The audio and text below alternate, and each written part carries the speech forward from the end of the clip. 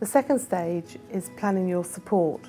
And at the end of this stage, you'll have a support plan written down that is basically an agreement between you and the council about your needs and how they're going to be met through this support plan.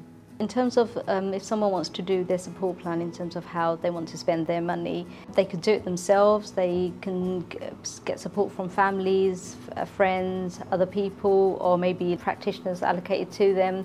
They can get support from our Disability Coalition, Tower Hamlets, where there are support workers who can also support them to go through the process. So there are support available if people need it, so they can choose as much support as they want or as little support as they wanted.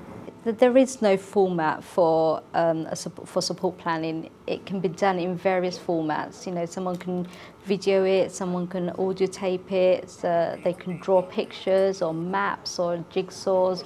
They could write it up as well. So it's up to the person how they want their support plan to look, because it's personal to them. But the format that needs to be agreed will probably need to be interpreted by a practitioner, and they probably have to do a written format that will be given to managers or at panel where the support plan will get agreed. But other than that, it's personal to people. Personal budgets are just a way of achieving personalisation. Having a personal budget doesn't necessarily mean that you have to actually have the money yourself, although that is an option that some people choose through something called a direct payment. But a personal budget essentially means that we have a conversation with people that is very open about the amount of money that the council is able to spend on somebody with that level of need, and then working with the person to choose how that money is spent. One of the things that people think about a personal budget is they think there is a huge responsibility on them, that they have to be the ones doing all the work and recruiting personal assistants, having to manage finance, dealing with taxes, insurance and those kind of stuff. But that's not the way it needs to be. I mean, some people may want to do that, and that's fine. You know, that's called a direct payment. For a direct payment, they can get that cash payment to them to pay to their bank account. But they can also nominate someone else to do that. Or alternatively, if they don't want anything to do with the finance side of things, the borough, Tower Hamlets, will actually also be able to manage the finance.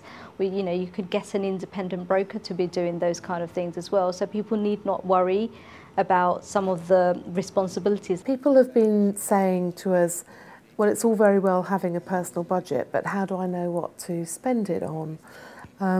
People won't just be sent off on their own to make those decisions, those big and very important decisions. Support and advice will be available to people to help them identify needs in their support plan, and then to think about the range of ways that those needs can be met.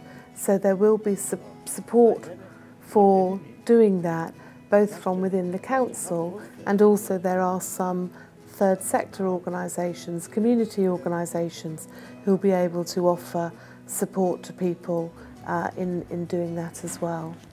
Hello, my name is Mike Smith. I'm a wheelchair user and I'm Chief Executive of our local disabled people's organisation. We run a service called the Independent Living Support Service, and that helps people who are disabled, older people, or with a long-term health condition manage their direct payments and their personal budgets. Hi Ronnie, it's George from Disability Coalition, Tower Hamlets. We can work with you to help you decide how you want to spend your personal budget, what choices you want to make in life, what you want to get out of it, and what you think might be the best solutions for you in terms of how you want to get the outcomes that the council has agreed that need to be met.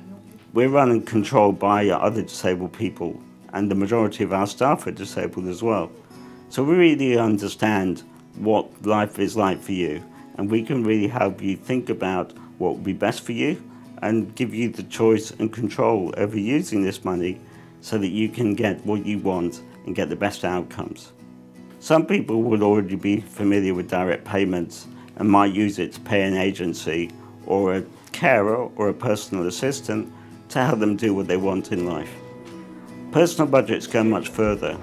You can use the money much more creatively to do what you want to do to meet your needs.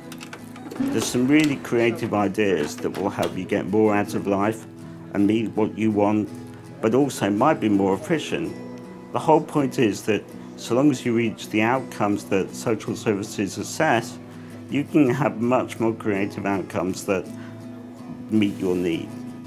I'll give you an example of how personal budgets could be different. Say you were assessed as needing some help once a week to meet your social needs, but you didn't want a carer to go with you. You might be able to use that money to buy a ticket for a friend to go with you, who wouldn't otherwise be able to go, and then your friend could help you. The whole point is that you can create the solutions that meet your needs in the best way for you, and that's what's so good about it. What we can do is help you realise what those ideas might be. You might be so used to having services given to you that it can be hard to think what you want yourself, so that's where we come in. We can also do other things, like help you set up the bank account that you need, help you understand what it's like to be an employer of someone, work out what you need to do your monitoring. There's lots of practical things that need to be done when you set up a personal budget. Some people might find these daunting to start with, but really they're not so difficult. And you don't always have to do it all on your own. If you need support, then that's fine too, and we can help you work out what support you need. You need to spend the money appropriately and safely, but we can work out how you're going to do that to make sure that you end up with what you want, but you're not put in a difficult position. Sometimes people need ongoing help and support, like how you're going to write checks or manage a bank account. We can also work out how you're going to do that as well. The important thing to remember is you're not on your own. And even if these things might sound a bit difficult to start with, lots of other people have already done it. And ultimately, you'll get more of the life that you want, so you can put up with the things that are a bit more difficult, because overall your life will be much better. It's true to say that organising your own care and support brings with it some responsibilities and some challenges, but they're far outweighed by the benefits that you get from living your own life when and how you want. There may be some downsides, but the upsides are really good. Personal budget we are receiving now, it is very useful, very helpful, and it is, I like it because I like it very much. Lots of people are asking us whether they have to have a personal budget, and the answer is yes, it is the new way of working, but it doesn't mean that people actually have to hold the money themselves. Some people will want to do that, and already in Tower Hamlets more than 400 people manage their own budgets.